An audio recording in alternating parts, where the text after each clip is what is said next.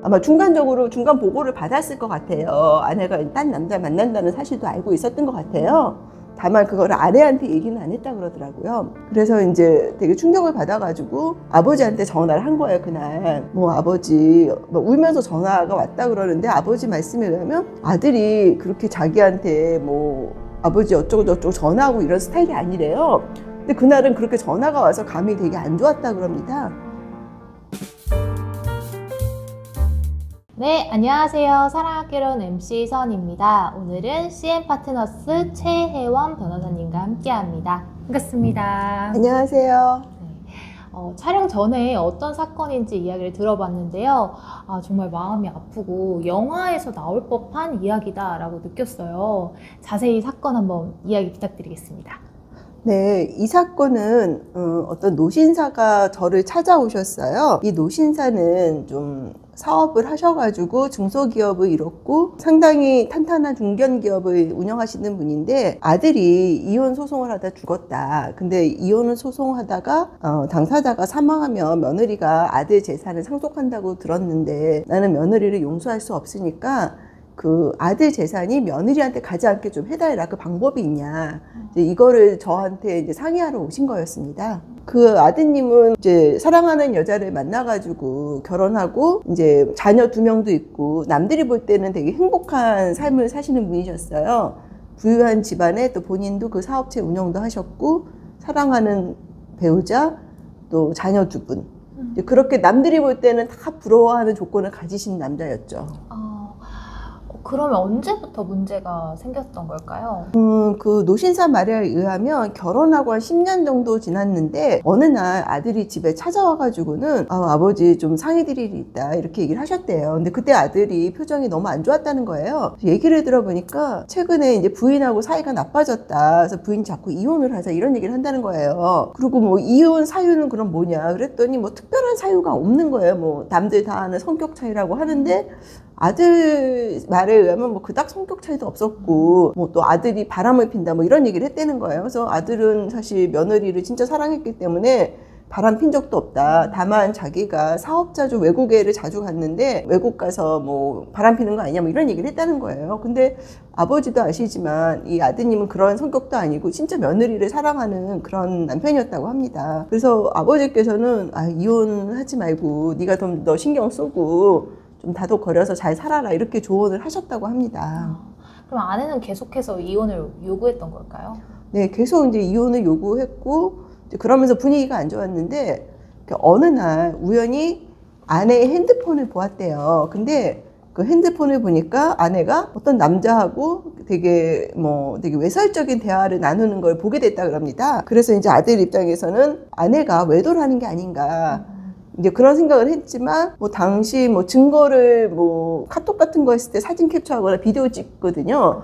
근데 그런 거를 하지는 못했대요. 이제 그런 상황에서 이제 그거 가지고 좀 부부싸움이 있었나 봐요. 그랬더니 아내가 이제 이혼 소장을 낸 거예요. 그러면서 이혼 소장에는 남편이 외도도 하고 자기를 학대를 했다 정신적으로도. 그리고 남편이 좀 경제적으로 생활비 같은 거 여유 있게 줬을 거잖아요. 돈 몇 푼 주고 자기를 집안에 있는 일하는 사람 취급을 하고 이런 식으로 이혼 서면을 좀 되게 상처나는 내용이 많이 썼다 그래요. 그래가지고 이제 아드님께서는 되게 충격을 받았고 다만 아드님은 여전히 그러니까 와이프를 사랑해서 이혼을 안 한다.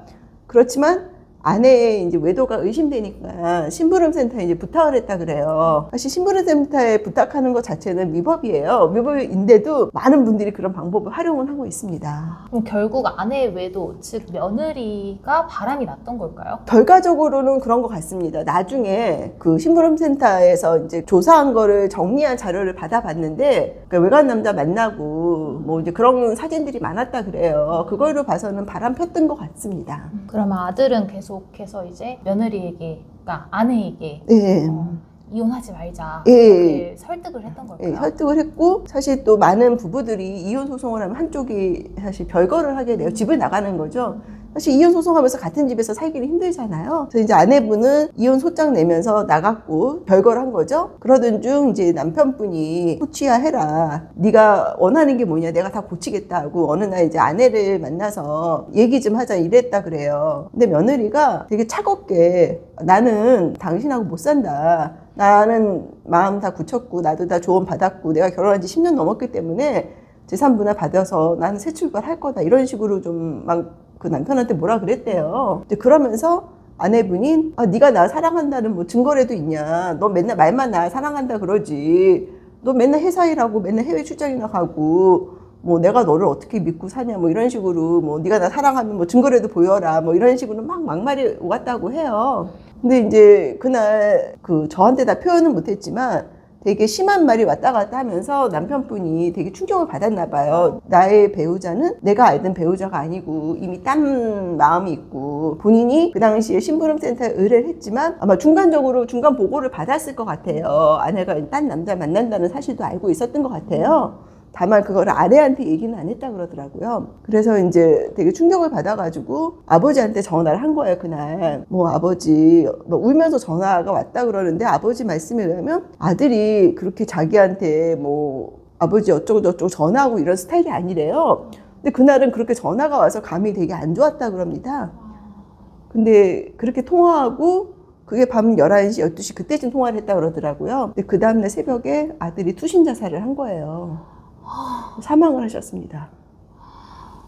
아니 그러면 이제 아내가 불륜이란 사실을 알고 또 그런 상처되는 말을 듣고 바로 그 날 그러면 투신 자살을 한 거네요.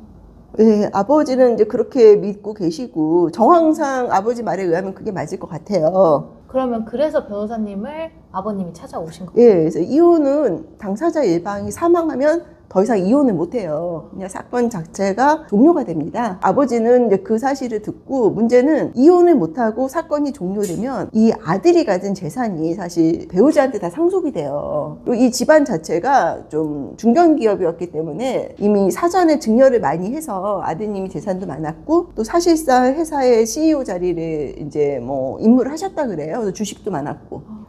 근데 그 상당한 재력이 그 아들을 사실상 죽인 그 배우자, 이혼 소송 중이든 배우자한테 상속이 되니까 아버님이 그게 도저히 용서가 안 되는 거예요. 그럼 전체 다 상속받게 되는 거예요? 아니요, 상속분. 상속분? 그래서 그럼 아이들이랑 같이 네. 나눠서?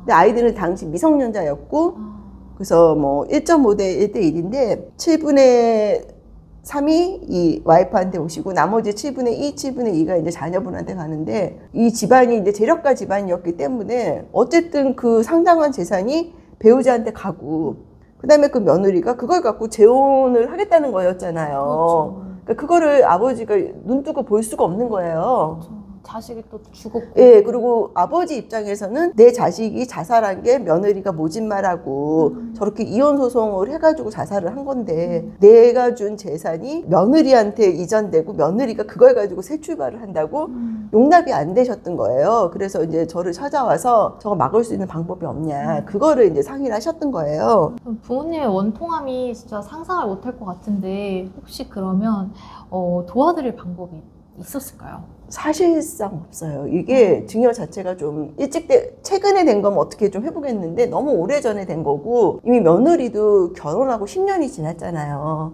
많은 분들이 알고 계시다시피 이 혼인 생활 10년을 채우려는 분들이 많아요. 그러면 재산 분할에서 특히 상속 재산이나 증여 재산도 일정 부분에 대해서는 뭐 유지 관리에 좀 기여한 게 있다. 그래서 인정되는 경우가 종종 있거든요. 이 집도 마찬가지로 혼인한 지가 10년이 넘었어요. 그래서 어떻게 해도 좀 막을 방법은 없었던 그런 상황이었습니다.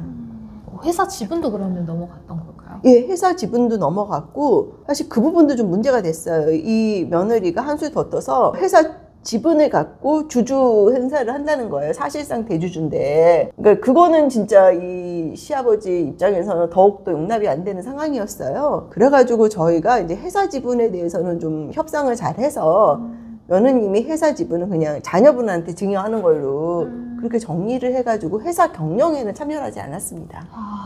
그나마 뭐 차선책을 그렇게 해결을 했던 사안이었고요. 네. 되게 좀 슬펐던 것 같아요. 다 가진 남자였거든요, 그 아드님은.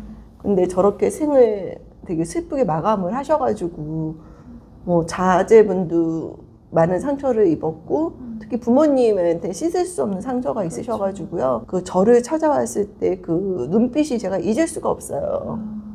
그 자녀를 먼저 보냈고 자녀를 내 아들을 죽인 며느리한테 재산이 간다는 걸 도저히 용납을 못 하시겠다고 얘기하시는데 그 눈빛을 제가 잊을 수가 없었습니다. 그러고 한 몇 년 있다가 제가 우연히 그분 소식을 들었어요.